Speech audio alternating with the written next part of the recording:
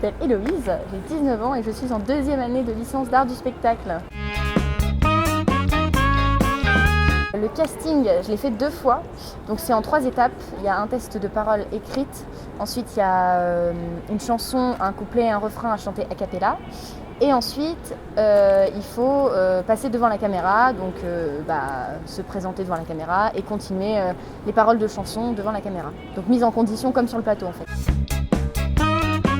La chanson de la 2e étape, ouais. Oui, couplet-refrain, oui, c'est nous qui la choisissons. J'avais chanté Gimme Gimme de ABBA.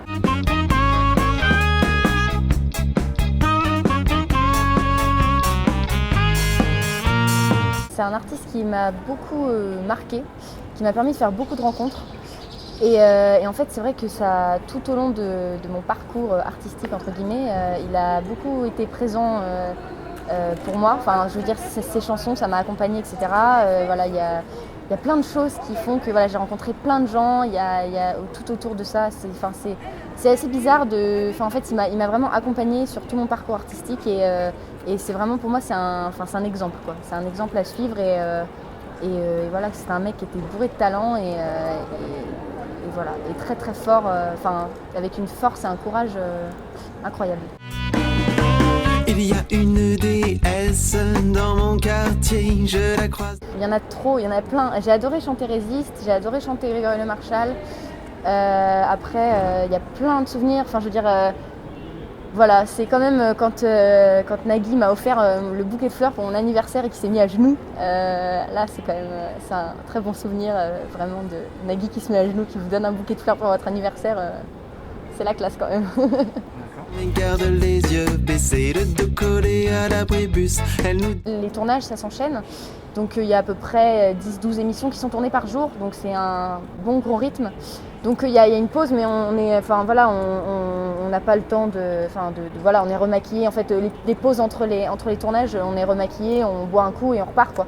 Donc il n'y a pas énormément de temps. Et puis après la pause, on mange un peu, on se refait coiffer, on se refait maquiller, on change de tenue. Donc franchement, il n'y a pas énormément de temps de discuter, de se poser, de boire un coup, quoi. Elle est fière. Il y a une des. C'est fatigant, mais en même temps, c'est tellement cool. Enfin, genre, il y a beaucoup d'émotions qui se bousculent quand on fait cette émission. C'est qu'on est à la fois super content, à la fois un peu fatigué, à la fois on stresse parce qu'on se dit, c'est quand même, voilà, il faut pas que je me trompe dans les paroles. Et puis en même temps, c'est tout qui est mélangé, le bonheur, la joie, le stress, tout qui est mélangé. Et en même temps, c'est voilà, la fatigue, elle est là, des moments, mais en fait, moi, surtout dès que je chantais. Surtout, voilà, ça s'envole un peu, quoi. Tu es dans ta bulle et tu chantes et tu kiffes, quoi. Dans mon quartier, elles vendent tout du shampoing aux journaux, même les. Je sais pas encore. C'est vrai que pour l'instant, j'aimerais bien m'installer sur Paris, mais après, c'est un peu. Je sais pas encore. C'est assez compliqué. Voilà, je suis un peu. Je sais pas. Je profite du moment présent. Voilà, c'est ça, je profite. Là, les diffusions, voilà, je profite, je regarde de temps en temps. Enfin, je regarde tous les soirs, en fait, même tous les soirs. Et c'est drôle de revivre, les moments, de se dire qu'ils ont été vraiment figés par la caméra, quoi, et de se dire que voilà, on peut les revivre. Moi, j'ai mes souvenirs, et puis en même temps, il y a ça il y a l'écran interposé. Donc pour l'instant, non, je sais pas encore. Je réfléchis à ça, mais je me pose plein de questions, mais je sais pas encore. Ménager quand elles vendent de la lingerie, on doit pas. J'aimerais bien. Après, il y a du boulot. Il y a beaucoup de travail, parce que voilà, j'ai beaucoup de travail au niveau de la chanson, au niveau du théâtre, au niveau de la danse, tout ça. Il y a beaucoup de travail à faire, mais j'aimerais beaucoup. Mon visage, elle est fière. C'est ma passion, donc forcément, voilà. Après, j'ai beaucoup travaillé. Et puis voilà, j'ai des facilités aussi au niveau de la mémoire, je pense. Du coup, je m'en suis rendu compte en faisant l'émission. Et du coup, c'est vrai qu'en général, quand j'écoute une chanson, je l'écoute 2-3 fois et je la connaîtrai pas par cœur, mais je la connais déjà bien. Après, bon, pour n'oublier pas les paroles, j'ai fait plus que l'écouter 2-3 fois, que de les écouter 2-3 fois. Mais du coup, ouais, c'est plutôt cool. Ça m'a beaucoup aidé. Oui, bien sûr. Après, oui, tous, ils ont été super cool. Et c'est vrai que oui, il y en a quelques-uns avec qui, forcément, ils m'ont marqué. Je pense notamment à Claire, avec qui j'ai fait ex aequo. qui avait eu une histoire un peu compliquée. Apparemment, elle a eu un cancer. Donc voilà, c'était très, très touchant. Et quand elle a parlé de son histoire, j'avais les larmes aux yeux. Et puis c'est vrai que bon, forcément, on a fait ex-aequo, donc j'étais un peu, franchement, je me suis dit, cette candidate-là, elle est très, elle était très douée. Et j'espère qu'elle reviendra parce que franchement elle a les possibilités d'aller très loin et c'est ce que je lui souhaite parce que franchement elle m'a beaucoup marqué. Après il y en a plein d'autres avec qui j'ai beaucoup rigolé. Il y a eu récemment Floriane, Gabriel, il y a plein de gens. Après il y a eu Quentin, il y a eu d'autres encore, il y a eu Florian, il y a eu beaucoup de gens qui sont... tous globalement ils m'ont tous laissé un super souvenir mais c'est vrai que il y en a quelques-uns qui mais ils sont tous cool. Moi ma déesse est...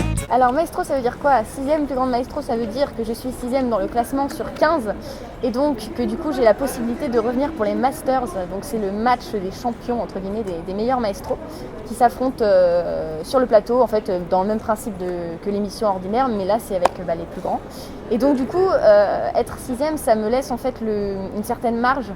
Parce que forcément ce classement il change tout le temps en fonction des candidats, en fonction de s'il y a des candidats qui dépassent, moi j'en ai dépassé quelques-uns et donc forcément ce classement il est susceptible de basculer. Donc si par exemple tu es 15e, c'est une position qui est un peu bancale parce que tu peux être éliminé très rapidement par quelqu'un d'autre qui dépasse donc forcément donc moi mon but c'était vraiment de pouvoir être assez haut dans le classement pour pas être trop éliminé, pour pouvoir revenir parce que j'ai tellement adoré faire cette émission que du coup je voulais pouvoir revenir et pouvoir affronter tous ces maestros que j'ai regardés à la télé et dont j'ai suivi le parcours et chanté avec eux. Papier glacé.